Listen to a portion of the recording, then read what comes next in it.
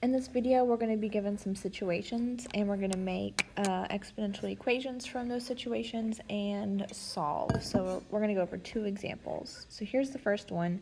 It said Kenny has 3 rocks in his rock collection. The collection doubles in size every month. Part 1 asks us how many rocks will Kenny have in half a year. What I would do is make a table here. So we have x's we can let be months, and our y's can be the number of rocks. All right, so if we start out with 3 rocks, then 1 month later, it's going to double in size. So 3 times 2 is 6. And we're going to keep doing that all the way up till half a year, which is 6 months. All right, and then our y's are going to double. So then 12 times 2 is 24, 24 times 2 is 48, 48 times 2 is 96, and 96 times 2 is 192. So our answer there would be for 6 months, there are 192 rocks.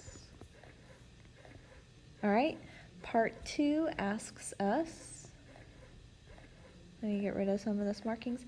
Part 2 says, write an equation to represent the total number of rocks y that Kenny has for any given month x. Okay, so our equation in exponential form is y equals a times b to the x, where a is our start and b is our factor of change. That factor of change is what we're multiplying or dividing by. All right, so our start would be 3 rocks, and our factor of change, again, is what we are multiplying by, which is doubles or times 2.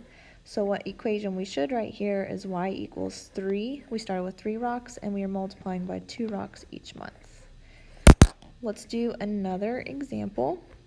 It says there are 20 colonies of bacteria that are eliminated by half every hour. How many colonies will there be in 2 hours? So again, let's make a table. Our start is 20 colonies, and each hour that we go up, we are going to take half of those colonies. So 20 divided by 2 is 10, and half of 10 is 5. So there would be 5 colonies. The next part asks us to write an equation to represent the total number of bacteria colonies y for any given x. So just like the previous example, we're going to use this equation where a is your start and b is your factor of change. So our start is 20 colonies, and our factor of change, how we're changing on our y's, is by half. So our equation will be starting with 20, and we're taking half. And that's it.